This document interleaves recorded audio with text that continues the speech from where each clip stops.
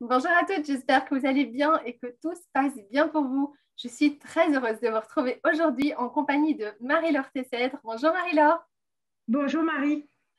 pour une interview autour de la féminité. Vous le savez, je lance maintenant de plus en plus d'interviews à ce sujet parce que pour moi, il n'y a pas une seule manière de définir la féminité et j'ai pour habitude de dire qu'il y a autant de manières de se sentir féminine qu'il y a de femmes au monde. Raison pour laquelle je trouve absolument incroyable de pouvoir interroger des dizaines et des dizaines de femmes. Et donc, très gentiment, Marie-Laure a accepté de venir nous partager sa vision à elle de la féminité et ce qu'elle fait au quotidien pour justement nourrir ce côté-là chez elle. Bonjour Marie-Laure. Bonjour Marie, merci de me recevoir. Avec grand plaisir. Alors, je propose que tu commences par te présenter. Oui, alors je suis autrice et énergéticienne et j'accompagne mes clients à déployer leur énergie pour impacter encore plus le monde. Donc, Waouh. ouais, j'accompagne en général des thérapeutes ou des coachs à déployer leur activité. Et puis sinon, j'accompagne par le biais de formations vidéo et puis par le biais d'une petite dizaine de livres déjà. D'accord. Et alors, dis-moi, c'est quoi alors ta définition à toi de la féminité? Qu'est-ce que toi, tu mets derrière ces mots-là? Alors pour moi, la féminité, il y a plein de choses. Je dirais que d'abord, il y a la puissance de la création et de la transformation dans la féminité. Je trouve que les femmes sont, pour moi en tout cas, souvent le sexe fort, malgré ce qu'on essaye de nous faire croire. On est celles qui tenons la maison, qui créons les enfants, qui éduquons les enfants, etc. Et donc, il y a toute cette puissance-là de la responsabilité. Moi, c'est surtout ça que je vois.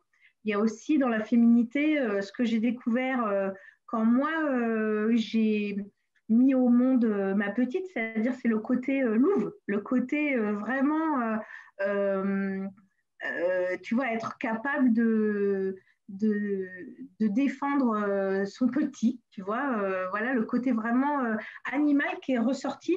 Et du coup, le côté puissant, on découvre alors une puissance incroyable. On est capable de tout pour sauver ces enfants si jamais on pense qu'ils sont en danger. Tu crois pas? Oui, je confirme. Pour moi, en tout cas, oui. Je crois que pour toutes les femmes, en fait, c'est comme ça. Donc, moi, je mettrais principalement cette définition-là. Alors, je sais que souvent, quand on parle de ça, on attend les stéréotypes, quoi. Une jolie robe, tu vois, des boucles d'oreilles, du maquillage et tout ça. Et moi, je me sens pas du tout en accord avec ça. Donc, c'est pour ça que je te partageais en off mon doute sur et moi, suis-je féminine? Alors, dans ma définition à moi, oui, parce que je tiens ma maison, les cordons de la bourse, puisque je suis maman solo, tu vois, l'éducation de ma fille, etc. Donc, oui, carrément, je suis responsable et tout, mais suis-je féminine de la façon dont les médias veulent essayer de nous inculquer la féminité? Clairement, non. Oui, je comprends tout à fait. Et en même temps, comme je te disais, moi, j'ai vraiment une vision holistique de la féminité et c'est pour ça que ça me tient à cœur de pouvoir interviewer un maximum de femmes autour de ce, j'ai envie de dire, de ce mot, presque même de ce concept, parce que je trouve à la fois injuste et à la fois pas normal que cette définition nous vienne de l'extérieur. Je ne pense pas Tout à qu'il y ait ce même poids autour de la définition, par exemple, de la masculinité ou de la virilité. Je pense qu'il y a autant de manières aussi pour un homme de se sentir viril qu'il existe d'hommes dans le monde. Et donc, il n'y a pas de raison qu'être féminine, ce soit uniquement être en talons aiguilles, petite robe et rouge à lèvres, quoi. Je suis tout à fait d'accord avec toi. C'est vrai, c'est intéressant ce que tu dis parce que jamais on questionne les hommes sur qu'est-ce que c'est pour toi la masculinité. Ouais, tout à fait. Donc Ouais. voilà, donc c'est vraiment pour ça que je te remercie, toi et puis toutes les autres femmes qui ont accepté de se faire interviewer autour de ce sujet, parce que je trouve qu'il est temps qu'on laisse tomber les œillères et qu'on ouvre le champ des possibles pour toutes les femmes. Mm. Et puis ça tombe bien, parce que toi, du coup, des femmes, tu en as rencontré beaucoup, tu as beaucoup voyagé, et donc tu as Oui, aussi d'autres visions de ce que peut être la féminité ou voilà, la manière d'être une femme ailleurs dans le monde. oui, je trouve qu'en Europe, la féminité est très, très codée.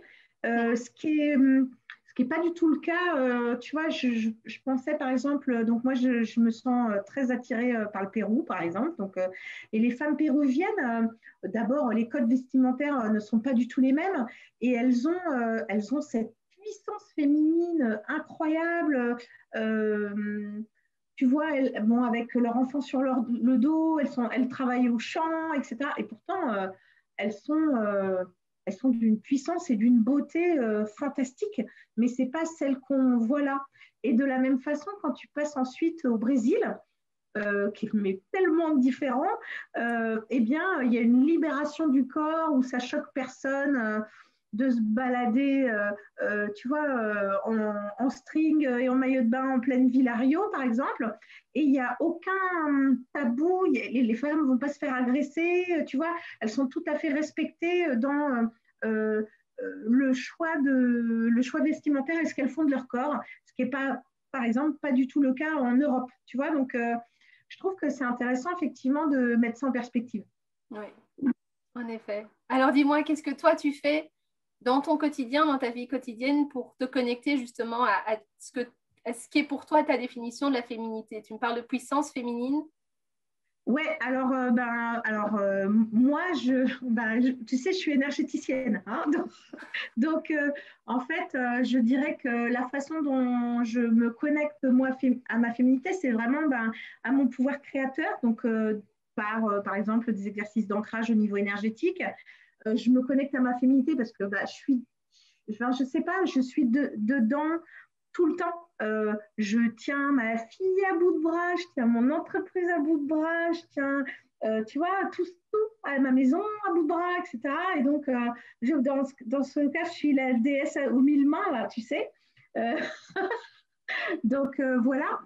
Alors, il est vrai que si on part sur, en ce moment, comment je fais pour me connecter à ma vie de femme, ça, c'est plus compliqué, tu vois. Mais me connecter à ma féminité dans le côté louve, défendre l'éducation, tu vois, etc., je fais ça tout le temps. Donc, je dirais que euh, je te dis des exercices d'ancrage, d'énergétique, enfin voilà, c'est ce que je fais principalement. Euh, Pas plus que ça. Après, j'essaye sans succès, je l'avoue, de me mettre dans les codes féminins européens depuis que je suis rentrée. Ça marche pas complètement, mais bon, je désespère pas. Et j'ai juste envie de te poser, de semer la petite graine. Est-ce que c'est juste pour toi de vouloir le faire? Non, pas spécialement, parce que moi, je sens que là, je suis, de par les circonstances sanitaires, rentrée en France, mais que je me sens beaucoup plus à l'aise en tant que femme dans des pays ou dans d'autres pays, quoi. Où je me sens plus respectée en tant que femme aussi, tu vois, presque plus soutenue que qu'en France. D'accord. C'est Tu vois, uniquement lié, enfin si je peux me permettre la question, est-ce que c'est uniquement lié au diktat, entre guillemets, lié à l'image de la femme ici en Europe ou bien il y a quelque chose de plus profond qui fait que tu as ce mal-être entre l'Europe et je le pense pays? qu'il y a de ça. Bon, après, il y a des choses personnelles, mais je pense qu'il y a de ça, ne serait-ce que sur la façon dont les hommes traitent les femmes en Europe, par exemple. Eh ben, je trouve que les femmes sont beaucoup mieux traitées, beaucoup plus respectées, beaucoup plus presque entendues en Amérique du Sud qu'en France, par exemple. Tu vois, en Amérique du Sud, je te parlais du Brésil, il y a là tout de suite. Euh, Dans le métro, les femmes ne se font jamais agresser, alors que pourtant elles sont en bien plus petite tenue qu'en France. Et il n'y a jamais ce type de problème. Les hommes sont plus respectueux, tu vois, du corps des femmes. Et je sais que c'est complètement contre ce que tout le monde pense. Oui, Mais en tout cas, dans ma réalité, enfin celle que j'ai vécue en étant là-bas, tu as un respect plus important.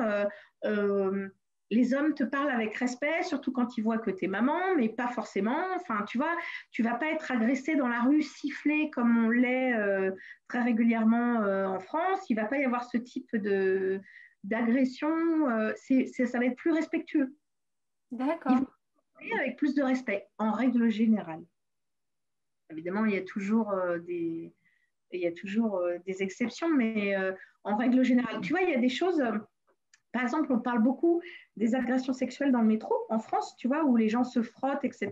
Oui. Et j'en parlais avec une très bonne amie chilienne il y a moins d'un an et je lui disais, mais nous, on a ça. Et elle me dit, ah bon, mais comment ça se fait? Et je lui dis, c'est incroyable, ici dans le métro, les hommes ne font pas ça. Elle dit, mais si un homme fait ça dans le métro, la femme déjà va le dire ouvertement et donc il va se faire lyncher en direct live dans le métro et il va en prison. Wow. Direct. Ouais, c'est ça. Donc, en fait, quand tu es dans le métro, même en période de pointe, j'ai expérimenté, je te parle de ça à Santiago du Chili, je te parle de ça au Brésil, etc., eh bien, tu n'es jamais embêté. D'accord. Tu vois, il y a un vrai respect. Oui, donc forcément, les femmes vivent leur féminité de manière différente aussi là-bas, comparé à ce que nous, on peut vivre ici. Ben, en tout cas, moi, je le sens comme ça. Il y a moins d'attente sur la façon dont tu dois t'habiller, la façon dont tu dois agir ou ne pas agir, etc. Tu vois? Mm. Écoute, merci beaucoup pour ce partage, c'est super. Et en Bah, même tant temps, mieux. j'imagine qu'il y a aussi des jours, pour toi comme sans doute, j'ai envie de dire pour tout le monde, où on se lève du mauvais pied, on se trouve moche dans le miroir, on se trouve nul ce matin-là, il n'y a rien qui va, bref, on ne se sent pas bien dans son corps. Comment est-ce que toi tu fais ces jours-là pour arriver à dépasser cet état d'esprit ou ce mal-être corporel? Alors, bah oui, bien sûr, ça m'arrive. Alors, j'ai deux stratégies, soit l'évitement, qui n'est pas la meilleure, soit je me fais accompagner. Donc, tu vois, par exemple, je vais me faire un massage me faire faire un massage pour essayer de me retrouver un peu mieux dans mon corps ou d'accepter un peu mieux mon corps. Euh, je vais prendre une séance de kinésiologie, par exemple, tu vois, pour travailler sur cette vision-là. Je vais prendre des fleurs de bac, par exemple, tu vois, pour, voilà, en plus du travail énergétique que je fais, tu vois, où moi aussi, je reçois des séances. Ouais. Et malgré tout, ça t'arrive, comme tu le disais, de temps en temps, d'être dans l'évitement. Ah bah oui, bien sûr, mais pourquoi c'est pas tout le monde comme ça? Non. Si, bien sûr. Ça, je pense que des femmes qui rentrent dans la salle de bain, qui sortent de la salle de bain et qui ne se sont même pas regardées, j'en connais un paquet. Mais oui, c'est ça, tu vois, donc faut juste oser le dire. Donc des fois, bah oui, je fais comme si j'étais pas au courant. Tu vois, il y a des fois dans la salle de bain, bien sûr, où je me dis, ah waouh, aujourd'hui, disons, je brille et tout. Tu vois, parce qu'il y a aussi ce côté, dans la féminité, il y a aussi, tu brilles, tu vois, ce que tu envoies, ce que tu dégages et tout. Je me dis, ah super, ah ouais, disons, aujourd'hui, bien. Puis il y a des fois, je me dis, oh, non, ça va pas. Mais voilà. Donc, une des façons de briller, tu vois, quand même, depuis l'intérieur, c'est de méditer quand même, tu vois. Donc, il y a aussi ce rituel beauté-là, qui n'est pas classique. Oui. Tu médites tous les jours, tous les matins? Non, plus maintenant, mais on va dire que je peux aussi méditer de façon, tu sais, aller se promener dans la forêt ou dans les bois, c'est une façon de méditer. Tu peux même méditer en te lavant les dents, mais méditer, c'est pareil, tel que tout le monde l'entend, voilà, la musique, etc. Non. Par contre, m'ancrer, donc ce qui est vraiment ma spécialité, l'ancrage, alors pas tous les jours, mais très souvent. Ouais, très souvent. Mais ça, je peux le faire assez rapidement, tu vois. Ok. Et c'est vrai que tu as d'ailleurs un super exercice pour ça, je confirme. Ouais. Je l'ai testé, je l'ai bien utilisé, il est top. Ouais, c'est ça, tu vois. Donc, oui, on va dire ça comme ça. D'accord, super. Et puis, tu vois, hein, je peux méditer en 10 minutes. Je sais pas si, peut-être je peux dire que je médite tous les jours parce que je médite avant de m'endormir, par exemple, tout le temps. Je m'endors en méditation, tu vois ce que je veux dire. Donc, voilà, je mets cette intention-là. D'accord. Est-ce que tu aurais trois clés à partager à toutes les femmes qui ont justement du mal à déjà peut-être à définir leur propre manière de voir la féminité ou en tout cas à s'y connecter et qui voudraient développer une relation plus heureuse, plus en paix avec elles-mêmes, avec leur corps, avec voilà, cette définition-là de ce qu'est une femme? Qu'est-ce que tu pourrais leur partager comme clé? Alors, je sais pas, je suis pas sûre. Je dirais d'abord à réussir ou en tout cas tendre vers s'accepter tel que l'on est, parce que c'est pas facile. Donc, c'est un peu faire la paix avec soi, même si on peut y arriver enfin, en tout cas dans ma vision, on peut y arriver sur certains aspects. Tu sais, tu parlais tout à l'heure de la vision holistique. On peut y arriver sur certains aspects et plus difficilement avec d'autres. Et donc, l'idée, c'est d'y arriver dans tous les aspects, sachant qu'on ne peut pas tout faire en même temps. Donc, travailler sur l'acceptation de soi. C'était quoi la question? Quelles sont les 3 clés que tu pourrais partager aux femmes qui sont justement sur ce chemin de vouloir se reconnecter à leur féminité, ou en tout cas de vivre une féminité plus heureuse, plus apaisée? Bah, c'est ça, une deuxième clé, ça pourrait être prendre conscience de pourquoi on n'arrive pas à se connecter à sa féminité, qu'est-ce qui bloque, quelles sont les croyances qui vont faire que bah, pour toi, être une femme, c'est ou c'est pas, tu vois, voilà. Déjà, ça peut être intéressant d'aller voir ça. Voilà, et puis après, je ne sais pas, je dirais bah, peut-être se faire accompagner. Bah, je connais une super féminothérapeute, voilà, énergéticienne, tu vois. Voilà, je pense que ça fait partie aussi du chemin pour aller plus vite, pour aller plus loin. Ok. Bah écoute, merci. Je ne m'attendais pas du tout à ce que tu fasses ce partage-là. Mais c'est vrai que oui, de fait, je me sens fort appelée dans cette mission d'accompagner les femmes. Ouais, Bah, je trouve ça très beau, bravo. c'est gentil, merci. Bel alignement, n'est-ce pas? En tout cas, je retiens vraiment de ton partage à la fois. Je trouve ça très intéressant que tu nous aies partagé comment ça peut se passer à l'autre bout du monde parce qu'on n'en a pas forcément conscience. On est dans notre réalité à nous. Et on a beau dire qu'avec les médias et Internet, l'information circule, mais en fait, ce genre d'information-là ne circule pas aussi facilement que ça. Donc, merci vraiment voilà, de nous l'avoir partagé aujourd'hui. Et j'avoue que j'ai aussi beaucoup aimé une des clés que tu nous as citées, de dire faire la paix avec soi. Parce qu'il y a beaucoup de gens qui parlent d'apprendre à s'accepter, apprendre à s'aimer, se réconcilier. Mais je trouve que mettre les mots faire la paix, c'est encore quelque chose qui est plus, à la fois plus précis et peut-être plus réaliste aussi. On a tendance à se faire beaucoup la guerre, en fait. Ah, ça, c'est sûr. Ouais. Et donc, effectivement, faire la paix avec soi-même, c'est déjà c'est déjà un beau travail, quoi. Bah, oui, c'est déjà un beau travail. Oui, c'est pas gagné tout de suite, mais ça vaut le coup d'essayer. Mhm. En effet.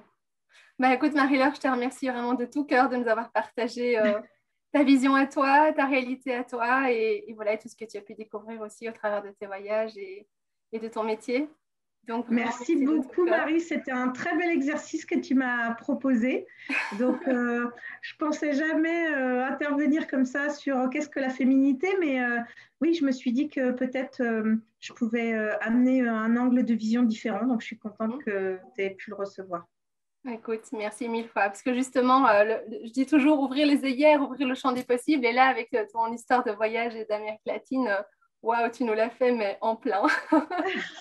Donc, c'est top. C'est Merci de tout cœur. parfait. Ça marche. Merci, Marie. À très bientôt, Marie-Laure. À bientôt. Bye.